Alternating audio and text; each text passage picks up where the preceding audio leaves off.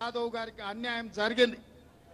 ఎప్పుడైనా సికింద్రాబాద్ నుంచి ఏ పార్టీ గెలుస్తుందో ఆ పార్టీ అధికారంలోకి వచ్చిన చరిత్ర ఈ సికింద్రాబాద్కు ఉన్నది. అందుకే ఆ నమ్మకంతో ఆ విశ్వాసంతో మాంకాలమ్మ ఆశీర్వాదంతో ఖచ్చితంగా సికింద్రాబాద్లో కాంగ్రెస్ పార్టీ గెలవబోతుంది. కేంద్రంలో మన ప్రభుత్వం రాబోతుంది. దానం నాగేందర్ కేంద్ర ప్రభుత్వంలో అత్యంత కీలకమైన భూమిక పోషించబోతున్నాడు. నాది బాధ్యత, సికింద్రాబాద్ నుంచి గెలిపించే బాధ్యత మీది. ఢిల్లీలో పెద్ద బాధ్యత ఇప్పించే బాధ్యత నాది అని చెప్పి నేను ఈ సందర్భంగా తెలియజేస్తున్నా. మిత్రులారా, ఆనాడు దత్తాత్రేయ గారు గెలిచిన మంత్రి అయినరు, ఈనాడు కిషన్ రెడ్డి గారు గెలిచిన మంత్రి అయినరు. నేను అడుగుతున్నా, భారతీయ జనతా పార్టీ గెలిచినప్పుడు మంత్రి అయితే ఈ హైదరాబాద్ నగరానికి ఈ సికింద్రాబాద్ నగరానికి తెచ్చింది ఏంది అని నేను అడుగుతున్నా. 2021లో వరదలు వస్తే ఈ ప్రాంతం అంతా మూసి లోతట్టు ప్రాంతం మునిగిపోతే ఏ కుటుంబాలు కూడా లక్షలాది కుటుంబాలు నిరాశ్రయులు అయిపోయి ఇండ్లు మునిగిపోతే కిషన్ రెడ్డి గారు చిల్లి గవ్వ కూడా తీసుకురాలి. ఆనాడు హోంశాఖ మంత్రిగా డిజాస్టర్ మేనేజ్మెంట్ ఆయన చేతిలో ఉన్న సికింద్రాబాద్కు చిల్లి గవ్వ దేలే. ఈ 5 ఏళ్ళు మంత్రిగా ఈ నగరానికి అనుమతులు దేలే, ఈ నగరానికి పెట్టుబడులు దేలే. ఈ నగరానికి వస్తున్న పెట్టుబడులను నరేంద్ర మోడీ బెదిరించి గుజరాత్కు తీసుకెళ్తుంటే అడ్డుకునే ప్రయత్నం కూడా కిషన్ రెడ్డి చెయ్యలే. అందుకే మిత్రులారా, ఇవాళ ఆలోచన చేయండి. ఈ జంట నగరాలలో మెట్రో రైలు ఉందంటే ఆనాడు రాజశేఖర రెడ్డి గారు ఉన్నప్పుడు జైపాల్ రెడ్డి గారు కేంద్ర మంత్రిగా మెట్రో రైలు ఇస్తే ఇవాళ ఈ నగరంలో మెట్రో రైలు ఉన్నది. ఇవాళ మా ఆడబిడ్డలు ఉన్నారు. ఒకప్పుడు ఈ నగరంలో తాగడానికి నీళ్లు లేకపోతే పెద్దలు పి జనార్దన్ రెడ్డి గారు, దానం నాగేందర్ గారు, అంజన్ కుమార్ యాదవ్ గారు సెక్రటేరియట్ ముందల ఎప్పుడు కాలికుండల ప్రదర్శన చేసి కొట్లాడి కృష్ణానది జలాలను హైదరాబాద్కి తేవడమే కాదు, గోదావరి జలాలను కూడా హైదరాబాద్ నగరానికి నీళ్లు తీసుకొచ్చి ఈ దాహార్తిని తీర్చింది కాంగ్రెస్ పార్టీ. ఇదే కాదు, ఔటర్ రింగ్ రోడ్ కావచ్చు, అంతర్జాతీయ ఎయిర్పోర్ట్ కావచ్చు, ఐటీ కంపెనీలు కావచ్చు, ఫార్మా కంపెనీలు కావచ్చు, ఓల్డ్ సిటీలో కర్ఫ్యూను తరిమి ప్రశాంతత తీసుకొచ్చి హిందూ ముస్లింలు బాయ్ బాయ్ అని చెప్పి పీర్ల పండుగల మనం గణేష్ పండుగల వాళ్ళు పాల్గొనేటట్టు మత సామరస్యాన్ని పెంచి పోషించింది, మత సామరస్యాన్ని కాపాడింది కాంగ్రెస్ పార్టీ. అందుకే మా మైనారిటీ సోదరుల ఆశీర్వాదంతో ఆనాడు ఆసిఫ్ నగర్ లో గెలిచిన మా దానం నాగేందర్ ఇయాలటి వరకు గెలుస్తున్నాడంటే క్రిస్టియన్ మైనారిటీ, ముస్లిం మైనారిటీ, హిందువులు, సిక్కులు వాళ్ళ కుటుంబ సభ్యుడిగా దానం నాగేందర్ను చూసిండ్రు కాబట్టి ఆటుపోట్లను ఎదుర్కొని గెలిచి నిలబడ్డాడు దానం నాగేందర్. పేద ప్రజలకు బస్తీలలో అండగా నిలబడి ఇవాళ నేను మొత్తం చూసిన ఎవరన్నా బెంచ్ కార్లలో వచ్చిన వాళ్ళు ఉన్నారేమో అని. బెంచ్ కార్లు ఉన్న మా మార్వాడి సోదరులు గుజరాతీలు బయటకు వచ్చి ఆశీర్వదించిండ్రు. కానీ మా బస్తీలలో ఉండే పేదోళ్ళు ఎర్ర టెండను లెక్క చేయకుండా వేలాది మంది ఇవాళ ఈ పాదయాత్రల కిందల కాళ్ళు కాలుతున్నాయి, పైన ఎండకు మాడ కాలుతుంది. అయినా మా ఆడబిడ్డలు ఇవాళ దానం నాగేందర్ వెనకాల నడిచిండ్రు. అందుకే మిత్రులారా ఇవాళ మీ ర్యాలీ చూసిన తర్వాత, మా వేదిక మీద ఉన్న నాయకుల అండ చూసిన తర్వాత 100% ఈ సికింద్రాబాద్ పార్లమెంట్ మీద, ఈ గడ్డ మీద కాంగ్రెస్ పార్టీ జెండా ఎగరబోతుంది.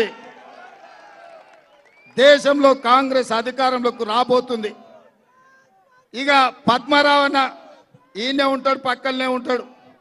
అన్న మంచోడే, కానీ వాళ్ళ గురువే ఉన్నాడు కదా. ఇక ఆ పిట్టల ద్వారా నమ్ముకుంటే పద్మన్న బాగుపడ్డట్టే. అందుకే పచ్చనకే ఓటేసినా పచ్చనకు రాదది. ఓటు చీలిపోతే కిషన్ రెడ్డికి లాభం అవుతుంది. పచ్చన్నని గెలిపియనికే కాదు, పరిపతున్న పచ్చన ఇజ్జత్ ఇయ్యనికే కేసీఆర్ ఎన్నికల్లో పోటీ పెట్టిండు. ఎక్కడున్నాడో తెలియదు. ఇవాళ కేసీఆర్ మద్దతు ఉందో కూడా లేదో తెలియదు. మొన్న నామినేషన్ వేసి నేను చూసిన, అరే పద్మారావు గారు కూడా ఈ పీజేఆర్ లాకనో దానం లాకనో ప్రజలలో ఉండేటోడు ఎంతమంది వచ్చిరో చూద్దామని పట్టుమని నలుగురు కూడా రాలే. అయ్యేనో ఫామ్ హౌస్లో వండిండు, కొడుకేమో జూబ్లీహిల్స్ గెస్ట్ హౌస్లో వండిండు. పద్మారావు నామినేషన్కి ఎందుకు రాలే అని నేను అడుగుతున్నా.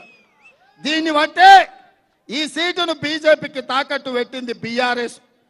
పద్మారావు నువ్వు నామినేషన్ వేపించి పద్మారావుకి ఎన్నికల్లో సహకరించకుండా పద్మారావును ఓడించడం ద్వారా కిషన్ రెడ్డిని గెలిపించాలని బిడ్డ బెయిల్ కోసం మీ సికింద్రాబాద్ సీటును కేసీఆర్ తాకట్టు పెట్టిండు.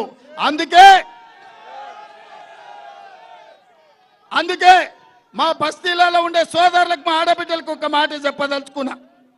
మన ప్రభుత్వం ఉంది, ఇందిరమ్మ రాజ్యం అధికారంలో ఉంది, ప్రజాపాలన అందిస్తున్న మేము బస్తీలలో పేదలకు సంక్షేమ పథకాలు అమలు చేయాలంటే దానం నాగేందర్ మీ కేంద్ర మంత్రిగానో లేకపోతే మీ ఎంపీగానో ఉండాలి.